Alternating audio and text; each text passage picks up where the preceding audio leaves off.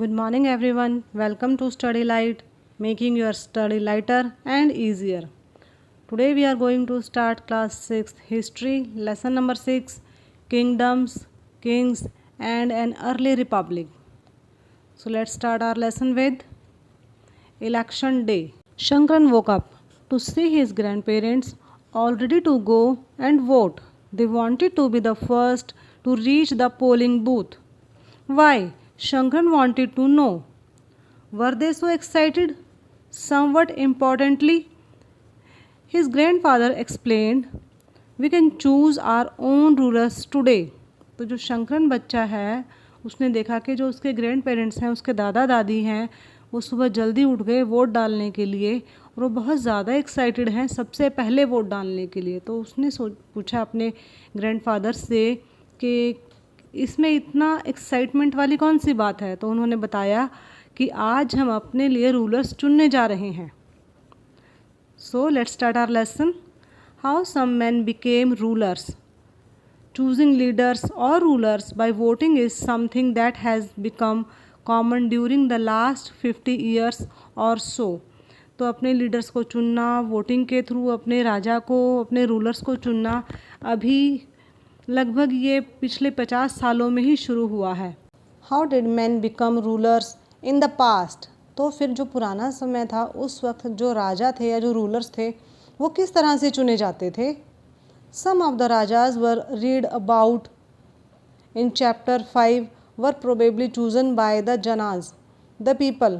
जैसा कि आपने पढ़ा पिछले चैप्टर में कि जो कुछ राजा थे वो आम इंसानों के द्वारा चुने जाते थे। But around 3000 years ago we find some changes taking place in the ways in which rajas were chosen. लेकिन पिछले 3000 साल पहले कुछ चेंजेस आए और जिसके द्वारा राजा को चुना जाने लगा। Some men now became recognized as rajas by performing very big sacrifices. तो इनमें से कुछ इंसानों को राजा के रूप में पहचाना जाने लगा जिन्होंने कुछ बहुत बड़े बड़े काम किए थे। The अश्वमेधा और horse sacrifice was one such ritual. और इसी तरह के कुछ रिचुअल्स में से एक था अश्वमेधा यज्ञ, जिसके बारे में शायद आपने सुना भी होगा अपने बड़ों से। A horse was let loose to wander freely and it was guarded by the raja's men. इस अश्वमेधा यज्ञ के दौरान एक घोड़े को जो एक बड़ा राजा होता था वो उसे फ्री छोड़ देता था और उस घोड़े की जो रक्षा थी वो उस राजा के सिपाही करते रहते थे। If the horse wandered into the kingdoms of other rajas and they stopped it, they had to fight. If they allowed the horse to pass, it meant that they accepted that the raja who wanted to perform the sacrifice was stronger than them. और इस तरह से अगर वो घोड़ा घूमते हुए यहाँ से वहाँ विचरते हुए अगर किसी राजा के राज्य में पहुँच जाता था तो अगर वो राजा उस घोड़े को पकड़ लेता या रोक देता तो ये माना जाता था कि अब उस राजा को बड़े राजा के साथ या उस घोड़े वाले राजा के साथ युद्ध करना है। और यदि वो उसे अपने राज्य से जाने देता आराम से तो इसका ये मतलब होता था कि उस राजा ने ये स्वीकार कर लिया है कि घोड़े वाला राजा उससे ज़्यादा पावरफुल है। These rajas were then invited to the sacrifice which was performed by specially trained priests who were rewarded with gifts. तो ऐसे में फिर इन राजाओं को इस रिचुअल में आने के लिए इनवाइट किया जाता था। जो ये रिचुअल्स थे वो ट्रेंड प्रीस्ट के द्वारा परफॉर्म किए जाते थे जिन्हें कि राजा बाद में बहुत सारे गिफ्ट्स देता था, बहुत सारे रिवार्ड्स देता था। The raja who organized the sacrifice was recognized as being very powerful and all those who came brought gifts for him. तो जो राजा इस तरह के रिचुअल्स करवा रहा था उसे बहुत ज़्यादा पावरफुल, बहुत ज़्यादा शक्तिशाली माना जाता था और जो बाकी राजा इन रिचुअल्स को देखने के लिए आते थे वो उस शक्तिशाली राजा के लिए अपने राज्य से कुछ स्पेशल गिफ्ट्स लेकर आते थे। The Raja was a central figure in these rituals. तो जो सेंट्रल फिगर होती थी, जो मेन जो होता था इंसान इन सभी रिचुअल्स के पीछे, वो राजा होता था उस वक्त। He often had a special seat, a throne और अ टाइगर स्किन। और उसे बैठने के लिए भी एक स्पेशल सीट या एक स्पेशल गद्दी या फिर टाइगर की स्किन दी जाती थी। His charioteer, who was his companion in the battlefield and witnessed his exploits, chanted tales of his glory। तो कुछ ऐसे इंसान जो युद्ध में उसके साथ रहे थे, जिन्होंने वो सब देखा था कि किस तरह से राजा ने अपनी जीत हासिल की और किस तरह से उसने जो शत्रु सेना थी उसको हराया, वो सभी चैरियट आके वहाँ पर वो राजा के गुणगान की गाथाएं गाते थे। His relatives, especially his wives and sons, had to perform a variety of minor rituals। इसके अलावा जो उसके रिलेटिव्स होते, जो उसके रिश्तेदार होते थे, स्पेशली उनकी पत्नी और जो उनके बेटे होते थे, वो भी इसी तरह के और छोटे मोटे रिचुअल्स थे वो करते रहते थे। The other rajas were simply spectators who had to sit and watch the performance of the sacrifice। इसके अलावा जो बाकी राजा वहाँ आते थे वो सिर्फ वहाँ पर दर्शक होते थे, जो कि दूर बैठकर जो भी परफॉर्मेंस की जाती थी उस राजा के द्वारा या उसकी फैमिली मेम्बर्स के द्वारा, उसकी पत्नी या बच्चों के द्वारा, वो सब वो दूर से देखते थे। Priests performed the rituals including the sprinkling of sacred water on the king। तो जो प्रीस्ट होते थे वो सारे रिचुअल्स परफॉर्म करते थे और राजा से करवाते थे, और साथ ही साथ वो जो पवित्र जल होता था वो उसे राजा पर बीच में छिड़कते जाते थे। The ordinary people, the vish और वैश्य ऑल्सो ब्रॉट गिफ्ट्स। इसके अलावा जो साधारण इंसान थे, उस वक्त के जो साधारण या कॉमन पीपल थे, वो भी चाहे वो विश थे या वैश्य परिवार से थे, वो सब भी राजा के लिए कुछ न कुछ गिफ्ट्स लेकर आते थे वहाँ। However, some people such as those who were regarded as Shudras by the priests were excluded from many rituals। इसके अलावा जिन्हें कि शूद्र माना जाता था, जिन्हें कि शूद्रास की कैटेगरी में रखा जाता था प्रीस्ट के द्वारा, उन्हें ऐसी कोई अनुमति नहीं थी इस तरह के रिचुअल्स में पार्टिसिपेट करने की या यहाँ पर आकर दर्शक बनने की। Make a list of all those who would be present at the sacrifice, which are the categories that are described in terms of their occupation। तो अब आपके लिए एक एक्टिविटी है कि आप एक लिस्ट बनाइए और ये बताइए उस लिस्ट में कि उन सेक्रीफाइसेस में कौन कौन प्रेजेंट रहते थे। साथ ही आप ये भी बताइए कि उस वक्त ऑक्यूपेशन के हिसाब से कौन कौन सी कैटेगरीज थी। वर्नाज। We have many books that were composed in North India, especially in the areas drained by the Ganga and the Yamuna during this period। तो हमारे पास बहुत सारी बुक्स हैं जो कि कंपोज की गई हैं नॉर्थ इंडिया में, स्पेशली उस एरिया में जहाँ पर कि गंगा और यमुना बहती हैं। तो उस समय की हमारे पास बहुत सारी किताबें हमें देखने को मिलती हैं, पढ़ने को मिलती हैं। These books are often called later Vedic because they were composed after the Rig Veda, about which you learned in chapter 5। तो जितनी भी ये बुक्स हमें मिलती हैं उस दौरान की, वो उन सारी किताबों को बाद में वैदिक नाम दिया गया, क्योंकि वो उस वक्त कंपोज की गई थी जबकि ऋग वेदा का जन्म हो चुका था, यानी कि ऋग वेदा कंपोज किया जा चुका था, और जिसके बारे में आप अपने चैप्टर 5 में भी पढ़ चुके हैं। उसके बाद आने वाली किताबों को वैदिक बुक्स कहा गया। These include the Samaveda, Yajurveda and Atharvaveda. और इन किताबों को जो नाम दिया गया वो थे Samaveda, Yajurveda and Atharvaveda, as well as other books. और इसके अलावा कुछ और भी बुक्स थी उस दौरान जो लिखी गई थी, यानी वेदों के अलावा भी और बहुत सारी किताबें उस वक्त लिखी गई थी, वैदिक एरा में लिखी गई थी। These were composed by priests and described how rituals were to be performed। They also contained rules about society। तो ये जितनी भी किताबें हैं उस वक्त के जो पंडित थे या जो प्रीस्ट्स थे, जो पढ़े लिखे इंसान थे, जो विद्वान थे, ये सारी किताबें उनके द्वारा लिखी गई हैं और इनमें बताया गया है, अच्छे से डिटेल में डिस्क्राइब किया गया है इनमें कि जो भी रिचुअल्स हैं उन्हें किस तरह से परफॉर्म किया जाए, उन्हें किस तरह से निभाया जाए। और साथ ही इसमें ये भी बताया गया है कि जो हमारी सोसाइटी है उसके क्या रूल्स हैं, हमें कैसे रहना चाहिए, कैसे उठना बैठना चाहिए, कैसे बातचीत करनी चाहिए, कौन से कर्म करने चाहिए हमें, ये सभी कुछ इन किताबों में हमें डिटेल में लिखा हुआ मिलता है। There were several different groups in society at this time: priests and warriors, farmers, herders, traders, craft persons, laborers, fishing folk and forest people.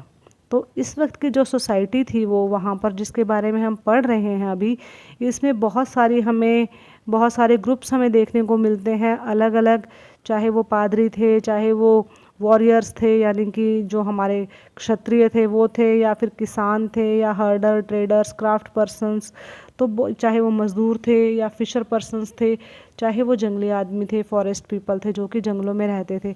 इस तरह से हमें उस वक्त की सोसाइटी में बहुत सारे अलग अलग ग्रुप्स देखने को मिलते हैं। Some priests and warriors were rich as were some farmers and traders. तो उस वक्त के कुछ प्रीस्ट, कुछ वॉरियर्स वो काफ़ी रिच थे, काफ़ी अमीर थे, और इसी तरह वहाँ के उस वक्त के कुछ किसान और कुछ ट्रेडर्स भी अमीर थे। Others including many herders, craft person, labourers, fishing folk and hunters and gatherers were poor. इसके अलावा कुछ और भी ऐसे ग्रुप्स थे जो कि हंटर गैदरर्स थे, कुछ क्राफ्ट पर्सन थे, कुछ मज़दूर थे, कुछ फिशर फॉक्स थे। तो ये सब उस वक्त कुछ गरीब इंसान भी थे जो कि ज़्यादा अमीर वहाँ उस वक्त नहीं थे। The priests divided people into 4 groups called वर्नाज।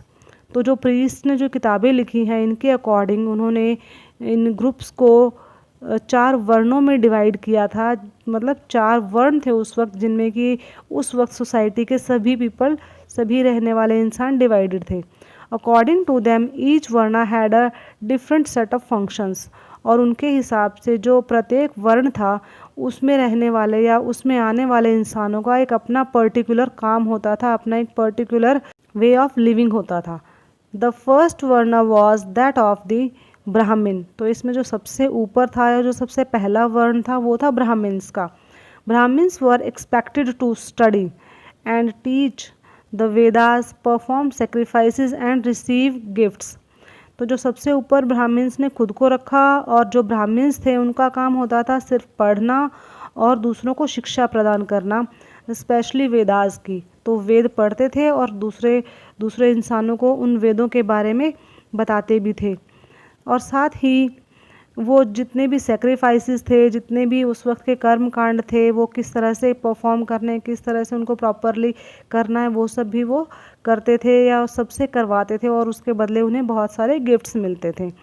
In the second place were the rulers also known as kshatriyas. तो दूसरे नंबर पर आते थे, जो दूसरी कैटेगरी थी वो थी क्षत्रियाज की, यानी कि जो रूलर्स होते थे उस वक्त के, जो राजा महाराजा होते थे। They were expected to fight battles and protect people. तो जो उनका काम था, जो निर्धारित किया गया था, वो था सिर्फ युद्ध लड़ना और लोगों की रक्षा करना, यानी कि जो उनके राज्य में जितने भी आम जनता रहती थी उनकी रक्षा करने का जो फ़र्ज था, जो काम था, वो राजा की जिम्मेदारी होती थी उस वक्त के। थर्ड वर द विश और the vaishyas. They were expected to be farmers, herders and traders. Both the Kshatriyas and the Vaishyas could perform sacrifices. तो जो तीसरा वर्ण था वो थे वैश्य या विश। तो इन्हें इस कैटेगरी में रखा जाता था कि या तो वो किसान का काम करेंगे, या फिर हर्डर्स होंगे, या फिर व्यापारी होंगे। ठीक है, तो इस तरह से ये जो क्षत्रिय वर्ण था और जो वैश्य वर्ण है, इन दोनों को ही पूरे समाज में सेक्रीफाइसेस करने का, पूरे कर्म कांड करने का, कोई भी धार्मिक कार्य करने का अधिकार दिया गया था। Last were the shudras who had to serve the other 3 groups and could not perform any rituals. Often women were also grouped with the Shudras.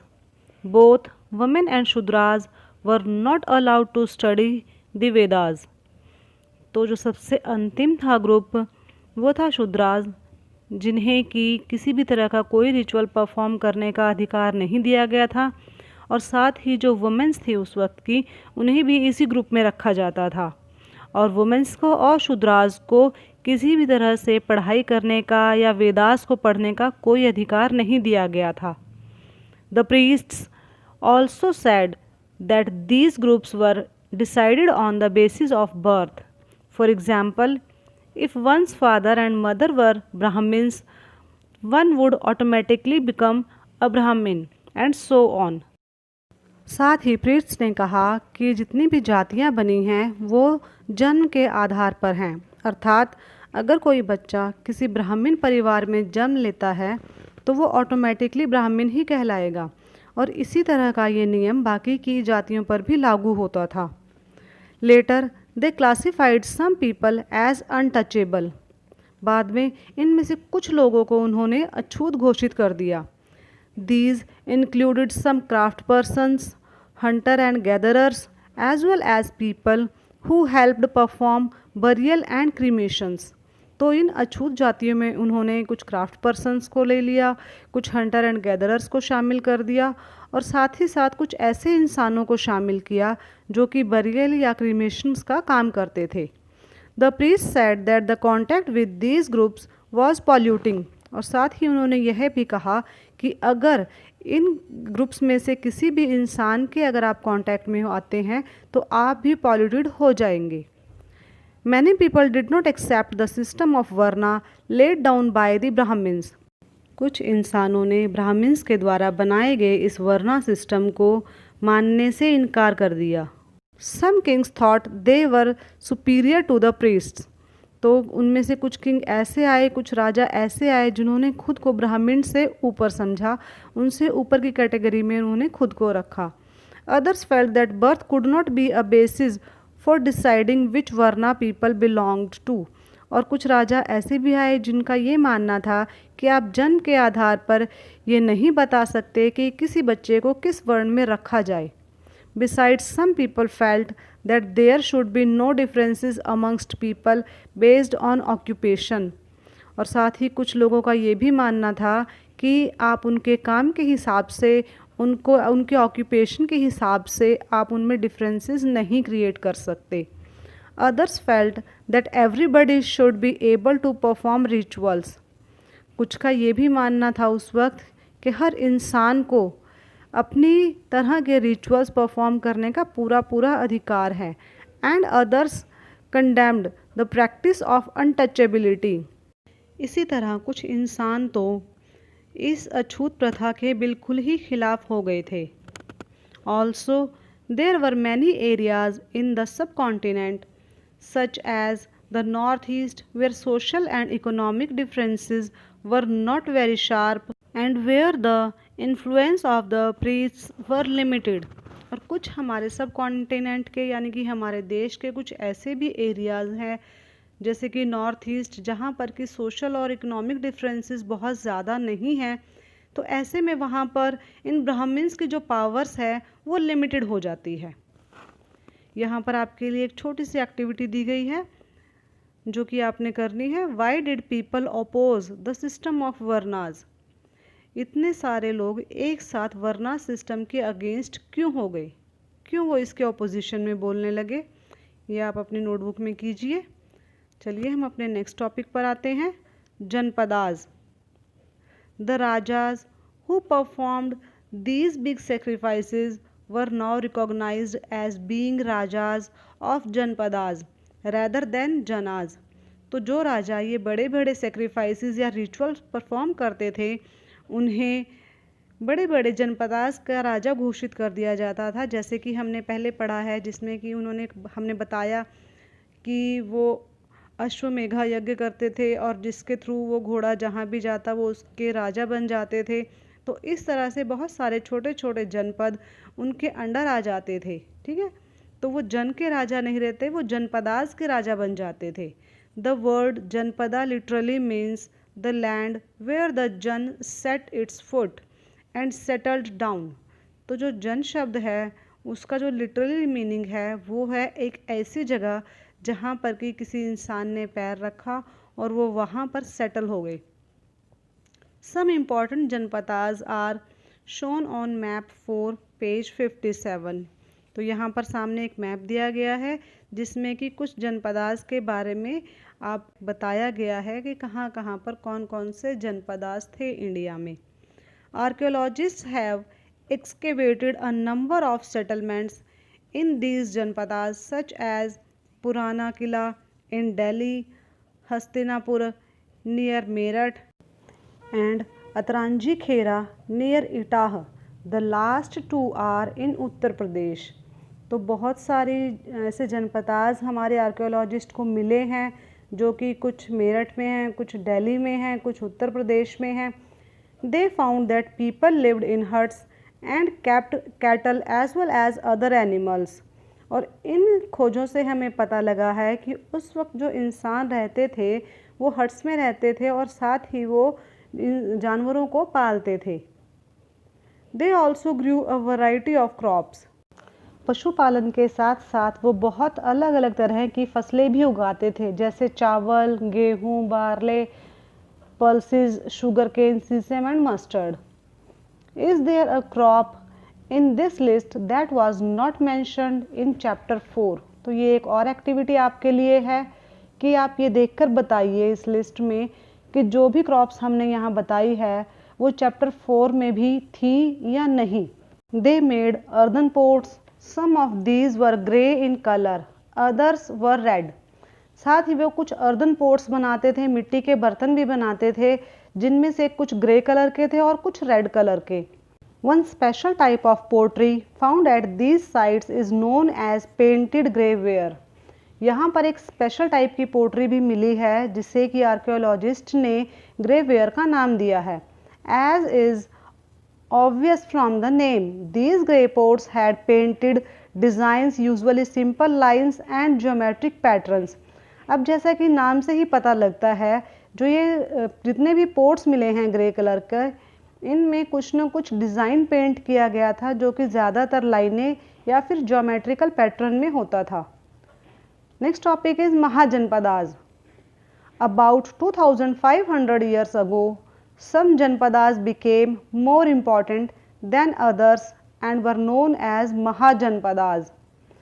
फिर धीरे धीरे 2500 ईयर्स के बाद एक ऐसा समय आया जबकि जो बहुत बड़े बड़े जनपदास थे उन्हें महाजनपदास का नाम दिया गया।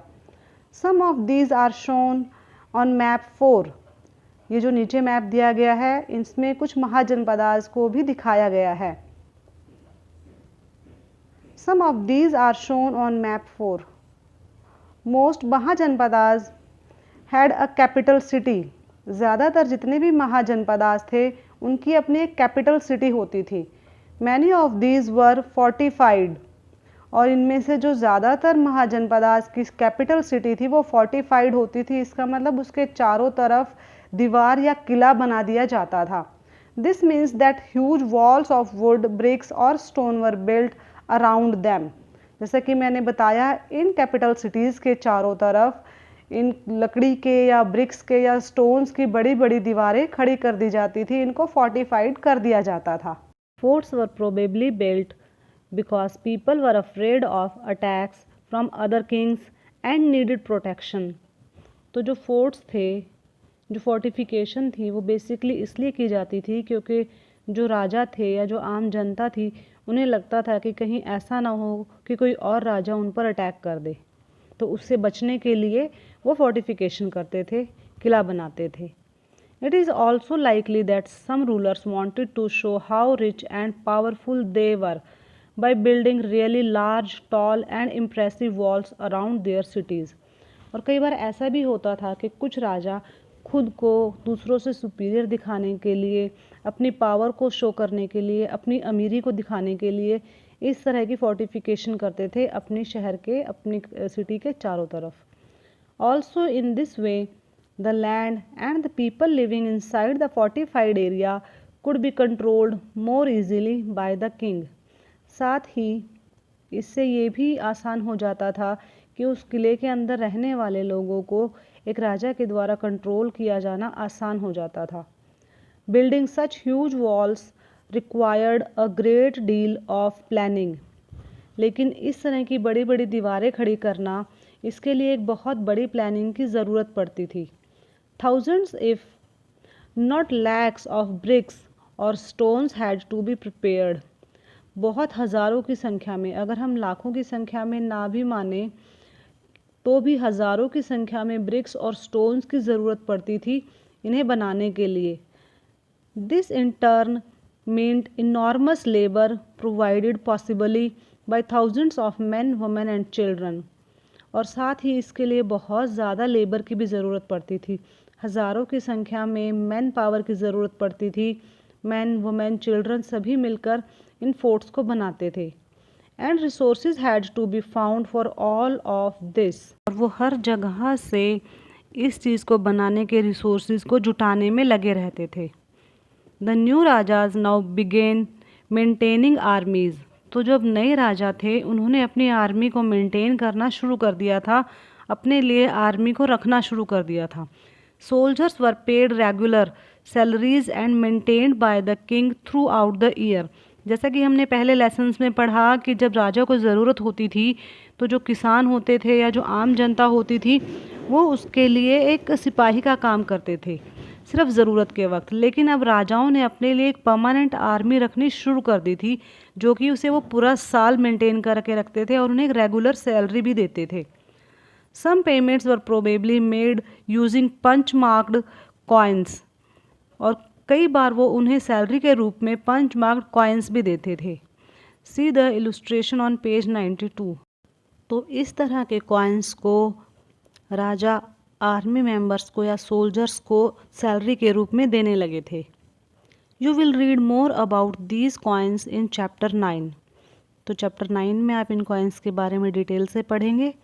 List 2 ways in which the rajas of the Mahajanapadas were different from those mentioned in the Rigveda।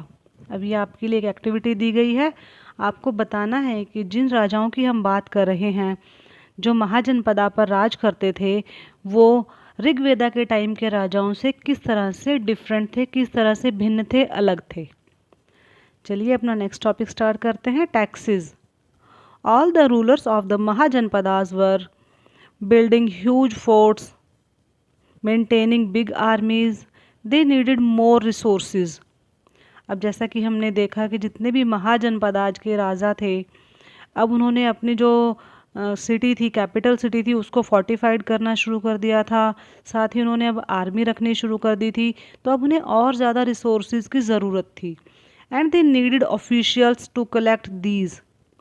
और अब उन्हें कुछ ऑफिशियल्स की, कुछ ऐसे ऑफिसर्स की, कुछ ऐसे जॉब वर्कर्स की ज़रूरत थी जो ये काम कर सकें।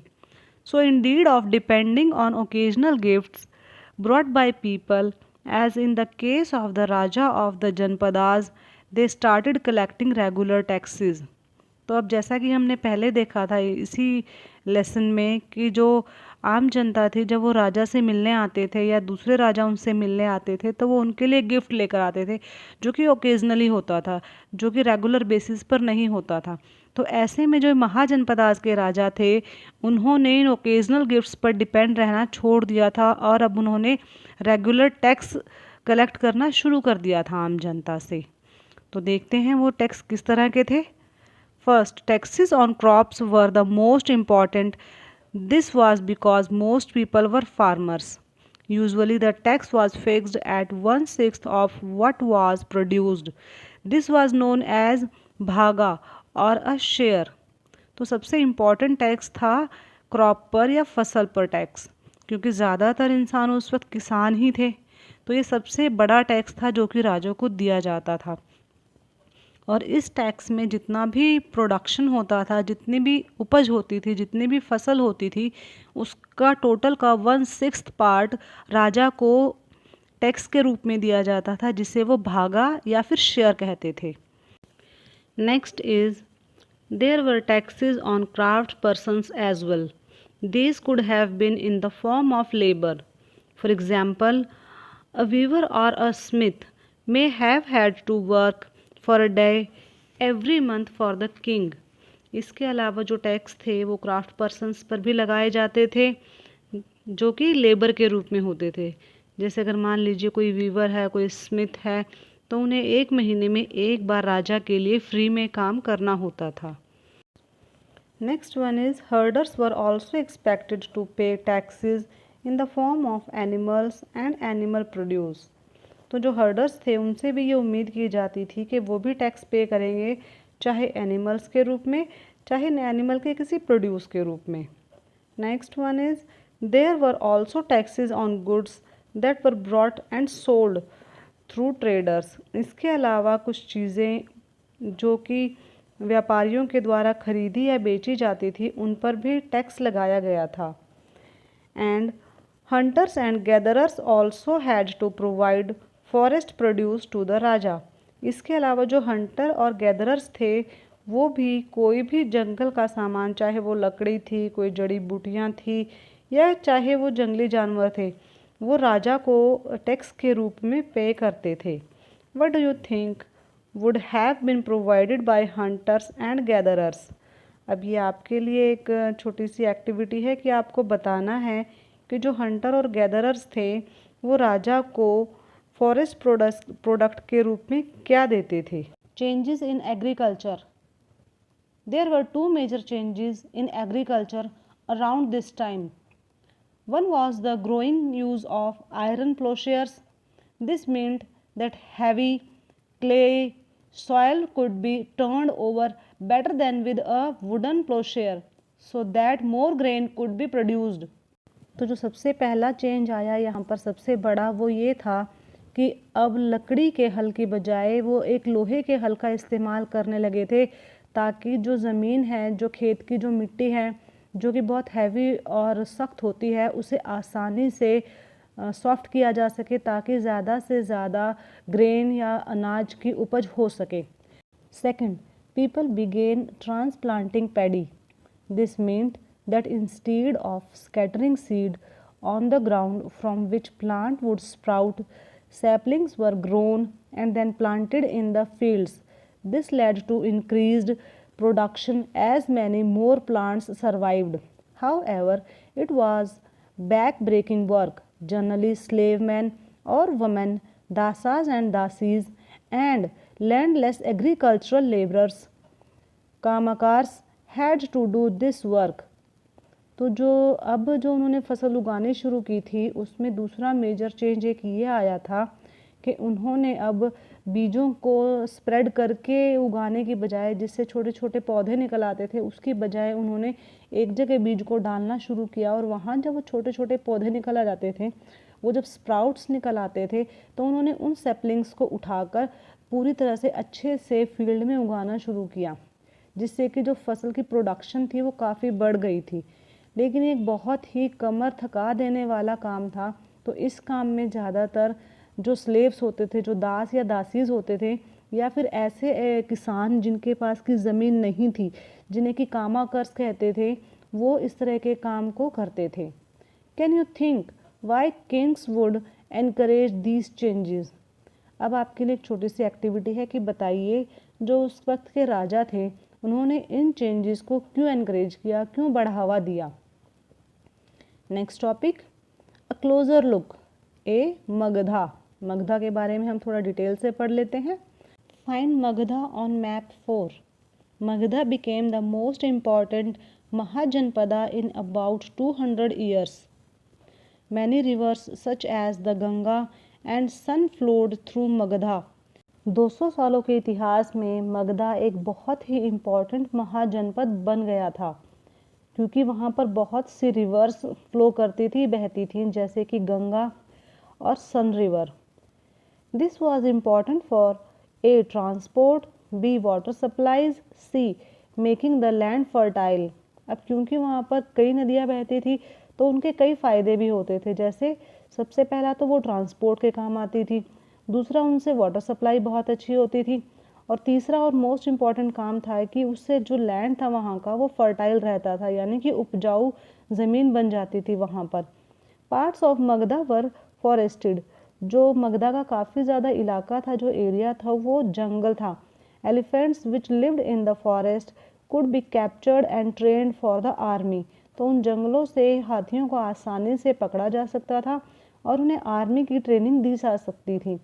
Forests also provided wood for building houses, carts and chariots. इसके अलावा अब क्योंकि वहाँ जंगल थे तो वहाँ से आसानी से लकड़ी भी मिल जाती थी जिनसे कि घर, कार्ट्स या चैरियोट्स बनाए जा सकते थे.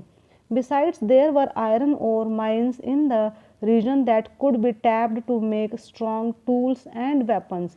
इसके अलावा वहाँ पर आयरन और भी मिलता था, उसकी खदानें भी वहाँ पर थी, जिसे कि हासिल करके आसानी से स्ट्रॉन्ग टूल्स और वेपन बनाए जा सकते थे। Magadha had two very powerful rulers, Bimbisara and Ajatashatru, who used all possible means to conquer other janapadas. तो मगधा के दो बहुत ही पावरफुल रूलर्स हुए हैं, बिम्बसारा एंड अजातशत्रु। तो उन दोनों का एक बहुत ही एक कोशिश रहती थी कि बाकी के जो जनपदास हैं उनको किसी भी तरह से जीत लिया जाए, हासिल कर लिया जाए। Mahapadma Nanda was another important ruler. इन दोनों के अलावा महापद्मानंदा भी एक बहुत ही इम्पॉर्टेंट रूलर रहे हैं मगध के। He extended his control up to the north west part of the subcontinent. तो उन्होंने जो अपना कंट्रोल था इस सब कॉन्टिनेंट पर, उसे नॉर्थ वेस्ट तक बढ़ा दिया था। Rajagriha, present day Rajgir in Bihar, was the capital of Magadha for several years. बहुत सालों तक जो राजगृह है, जो आजकल के टाइम में बिहार में राजगीर है, वो मगधा की कैपिटल सिटी रही। Later the capital was shifted to Pataliputra, present day Patna.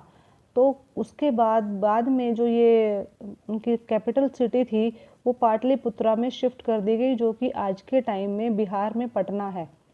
More than 2300 years ago, a ruler named Alexander, who lived in Macedonia in Europe, wanted to become a world conqueror. तो 2300 साल पहले एक रूलर हुए हैं Alexander नाम के, जैसे कि आप सब जानते ही हैं उनके बारे में, जो कि मैसिडोनिया यूरोप के रहने वाले थे। उन्होंने पूरी दुनिया को जीतने की एक कोशिश की। Of course he didn't conquer the world but did conquer parts of Egypt and West Asia and came to the Indian subcontinent, reaching up to the banks of the Beas. लेकिन हम जानते हैं कि उनकी ये जो कोशिश थी, जो उनकी इच्छा थी, वो पूरी नहीं हो पाई, लेकिन फिर भी उन्होंने इजिप्ट और वेस्ट एशिया का काफ़ी पार्ट जीत लिया था। साथ ही वो इंडियन सब कॉन्टिनेंट में भी बीज रिवर के आसपास, बीज रिवर के किनारे तक पहुंच गए थे। When he wanted to march further eastwards, his soldiers refused. They were scared, as they had heard that the rulers of India had vast armies of foot soldiers, chariots and elephants. तो जैसे ही वो बीज नदी के पास पहुँचे तो उनके जो सैनिक थे उन्होंने आगे बढ़ने से इनकार कर दिया और उन्होंने कहा कि हमें पता है जो इंडियन रूलर्स हैं उनकी जो आर्मी है वो बहुत बड़ी है और उनके पास फुट सोल्जर्स और चैरियोट्स और एलिफेंट्स आर्मी भी बहुत ज़्यादा है, तो अब हम यहाँ से आगे नहीं बढ़ेंगे। अब एक छोटी सी एक्टिविटी आपके लिए। इन what veg were these आर्मीज different from those described in Rigveda. तो जो ये आर्मी जिसके बारे में हम अभी जिक्र कर रहे हैं वो ऋग्वेदा की आर्मी से किस तरह से डिफरेंट है। Now a closer look be Vajji. अभी हमने मगधा के बारे में पढ़ा है, अब हम थोड़ा सा वज्जी के बारे में भी पढ़ लेते हैं। While Magadha became a powerful kingdom, Vajji with its capital at Vaishali Bihar was under a different form of government known as gana और संघा। जैसे कि हमने देखा मगधा एक बहुत ही पावरफुल किंगडम था, वहीं जो वज्जी एक कैपिटल सिटी थी वैशाली की, जो कि आज के बिहार में है, उसमें एक अलग ही तरह का राज था जिसे कि वो गना या संघा के नाम से पुकारते थे। इन अ गना और a sangha there were not one but many rulers. तो जो गना थे या संघा थे उनमें एक रूलर नहीं होता था, उसमें एक से ज़्यादा रूलर्स होते थे। Sometimes even when thousands of men ruled together, each one was known as a raja. और कई बार तो यह संख्या हजारों में होती थी और उनमें से प्रत्येक को राजा के नाम से पुकारते थे। These rajas performed rituals together. और ये सभी राजा जितने भी रिचुअल्स होते थे उन्हें आपस में मिलकर परफॉर्म करते थे। They also met in assemblies and decided what had to be done and how through decisions and debates. तो जो ये राजा थे ये आपस में मिलते थे असेंबलीज़ में और डिसाइड करते थे कि हमें क्या करना चाहिए और कैसे करना चाहिए, और सारे डिस्कशन और सारे डिबेट के बाद ही ये कोई काम करते थे। For example, if they were attacked by an enemy they met to discuss what should be done to meet the threat. तो एक एग्जाम्पल है कि अगर मान लीजिए किसी एक पर अटैक हुआ है, एनिमी ने, किसी दुश्मन ने उन पर अटैक किया है, तो वो आपस में मिलते और डिस्कस करते कि अब हमें इस डर से और इस जो ये इन्होंने हम पर एक हमला किया, इस हमले से कैसे बचे। However women, dasas and kammakaras could not participate in this assemblies. लेकिन जो वुमेन्स थी, जो दास थे और जो कामाकर्स थे, उन्हें इस तरह की किसी भी असेंबली में पार्टिसिपेट करने का कोई अधिकार नहीं था। Both the Buddha and Mahavira belonged to ganas और संघाज। जो हमने पहले भी लेसन में पढ़ा है बुद्धा जी के बारे में, महावीरा जी के बारे में, वो दोनों भी इन गणाज या संघा से ही बिलोंग करते थे। Some of the most vivid description of life in the संघास can be found in Buddhist books। तो जितनी भी जो एक विविधता है इनकी लाइफ में, जो संघास के पीपल थे उनकी लाइफ में जो एक विविधता देखने को मिलती है, वो हम बुद्धा जी की बुक्स में आसानी से देख सकते हैं, पढ़ सकते हैं। Rajas of powerful kingdoms tried to conquer the sanghas. जो बड़े बड़े किंगडम्स के राजा होते थे वो कोशिश करते थे कि इन संघास को जीत लें वो। Nevertheless these lasted for a very long time till about 1500 years ago, when the last of the Gana or Sanghas were conquered by the Gupta rulers, about whom you will read in chapter 11। तो जो बड़े राजा थे वो कोशिश करते थे कि किसी तरह इन संघास को जीत लिया जाए, और यह 1500 साल तक चलता ही रहा, जब तक कि जो लास्ट गना था या जो लास्ट संघा था वो गुप्ता रूलर्स ने जीत नहीं लिया। और इसके बारे में अब आप आगे आने वाले चैप्टर्स में डिटेल से पढ़ेंगे। इसके ऊपर एक छोटा सा टॉपिक दिया है, हम पहले वो देख लेते हैं नेक्स्ट पेज पर चलने से पहले। This is an account of the Vajjis from the Digha Nikaya, a famous Buddhist book which contains some of the speeches of the Buddha. These were written down about 2300 years ago। हमें वज्जी के बारे में बुद्धिस्ट बुक में, जो कि बहुत एक फेमस बुक है बुद्धिस्ट की, दीघा निकाया, उसमें हमें वज्जी के बारे में पढ़ने को बहुत अच्छे से मिलता है। इसमें बुद्धा की जो स्पीच हैं, जो भी उन्होंने जो वचन बोले थे वो सब इसमें मेंशन किया गया है, इसमें लिखा गया है, और जो कि ये 2300 साल पहले लिखी गई थी। Ajatashatru and the Vajjis. अजातशत्रु जैसा कि हम जानते हैं उस वक्त के एक राजा रहे हैं। Ajatashatru wanted to attack the Vajjis. जो अजातशत्रु हैं जो थे उस वक्त वो वज्जी पर अटैक कर उसे जीतना चाहते थे। He sent his minister named Vassakara to the Buddha to get his advice on the matter. तो उन्होंने अपने एक मंत्री को, जिसका कि नाम वसाकारा था, उन्हें बुद्धा जी के पास भेजा एडवाइस लेने के लिए, सलाह लेने के लिए कि हमें क्या करना चाहिए इस मामले में। The Buddha asked whether the Vajjis met frequently in full assemblies.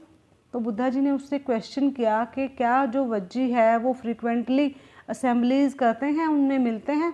When he heard that they did, he replied that the Vajjis would continue to prosper as long as। तो उन्होंने कहा कि अगर वो ऐसा करते हैं तो जो वज्जी की प्रॉस्पेरिटी है वो तब तक बनी रहेगी जब तक दे held full and frequent public assembly, जब तक वो पूरी तरह से पब्लिक असेंबली करते रहेंगे, आपस में मिलते रहेंगे। They met and acted together, जब तक वो साथ रहेंगे और इकट्ठे मिलकर काम करेंगे। दे फॉलोड एस्टेब्लिश्ड रूल्स, और वो तब तक नहीं हम उन्हें हरा सकते जब तक कि वो उनके जो एस्टेब्लिशमेंट के जो रूल्स हैं उनको वो फॉलो करते रहेंगे। They respected, supported and listen to elders, जब तक कि वो दूसरों की रिस्पेक्ट करते रहेंगे, दूसरों को सपोर्ट करते रहेंगे और बड़ों की बात सुनते रहेंगे, मानते रहेंगे। Vajji women were not held by force और कैप्चर्ड, और जो वज्जी की वुमेन्स हैं उनको ज़बरदस्ती फोर्सफुली कैप्चर नहीं किया जा सकता, ज़बरदस्ती बंधन में नहीं रखा जा सकता। Chaityas local shrines were maintained in both towns and villages, और जो उनके चैत्याज हैं जो कि लोकल श्राइन्स होते हैं, जब तक वो मेंटेन करते रहेंगे शहरों को भी और गाँव को भी, तब तक उन्हें नहीं जीता जा सकता। Wise saints who followed different believes were respected and allowed to enter and live the country freely, और उन्होंने कहा कि जब तक कि जो वाइज सेंट्स हैं, जो संत महात्मा हैं, अलग अलग धर्मों को मानने वाले इंसान हैं, जब तक उन सबको रिस्पेक्ट मिलती रहेगी, उनको अपने यहाँ आने की, वज्जी में एंट्री करने की परमिशन मिलती रहेगी, फ्रीली पूरे देश में कहीं भी घूमने की परमिशन मिलती रहेगी, तब तक वज्जी को जीता नहीं जा सकता। In what ways was the Vajji sangha different from the other mahajanapadas. तो ये एक छोटी सी एक्टिविटी आपके लिए है बेटा कि आप ये बताइए जो वज्जी संघा है वो महाजनपदास से किस तरह से डिफरेंट है। Try and list at least 3 differences. कोशिश कीजिए कम से कम 3 डिफरेंसेस तो आप ज़रूर बताएं। चलिए नेक्स्ट पेज पर चलते हैं, एल्सवेयर, जो कि इस लेसन का लास्ट टॉपिक है। Find Greece and Athens in your atlas. आपके पास एटलस सभी के पास है, आप उसमें ग्रीस और एथेंस को एक बार देखिए कहाँ पर है वो। Around 2500 years ago, the people of Athens set up a form of government which was called a democracy, which lasted for about 200 years ago. तो जो एथेंस है वहाँ पर 2500 साल पहले वहाँ पर लोगों ने एक गवर्नमेंट फॉर्म की, एक तरह का शासन चलाना शुरू किया जिसे कि हम डेमोक्रेसी के नाम से जानते हैं, जिसे उन्होंने डेमोक्रेसी नाम उस वक्त दिया था, जो 200 साल तक चला। All free man over the age of 30 were recognised as full citizens. तो उनकी डेमोक्रेसी के अकॉर्डिंग जो भी आदमी 30 साल से ऊपर का होता था उसे वो फुल सिटीज़न का नाम देते थे। There was an assembly that met at least 40 times a year to decide on important matters. तो वहाँ पर वो हर साल कम से कम 40 बार एक असेंबली करते थे, 40 बार एक मीटिंग करते थे साल में, जिसमें कि जितने भी इम्पॉर्टेंट मैटर्स होते थे वो डिसाइड होते थे, डिस्कस होते थे। All citizens could attend these meetings. तो जितने भी फुल सिटीजन्स होते थे वो सभी उन मीटिंग्स को अटेंड कर सकते थे। Appointments for many positions were made through lottery. तो अलग अलग अपॉइंटमेंट्स होती थी, अलग पोजीशन के लिए अपॉइंटमेंट्स होती थी, वो सब लॉटरी सिस्टम के थ्रू होती थी। All those who wanted to be chosen gave in their names and then some were selected through lottery.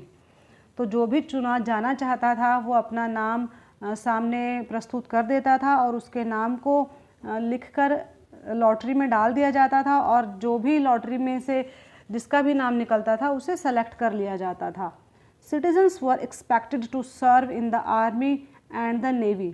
तो जो भी सिटीजन्स थे उस वक्त के वो चाहते थे कि वो आर्मी में या नेवी में जाएं और देश की सेवा करें। However women were not considered citizens. उस वक्त की महिलाओं को सिटीजनशिप नहीं दी जाती थी, उन्हें सिटीजन्स नहीं माना जाता था। Also many foreigners who lived and worked in Athens as merchants and arts persons did not have rights as citizens. इसके अलावा कुछ विदेशियों को जो कि एथेंस में आकर रहने लगे थे, कुछ व्यापारी थे, कुछ क्राफ्ट पर्सन्स थे, उन्हें भी सिटीजनशिप का अधिकार नहीं दिया गया था।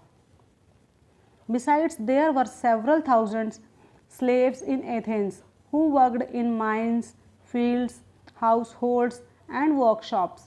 They too were not treated as citizens.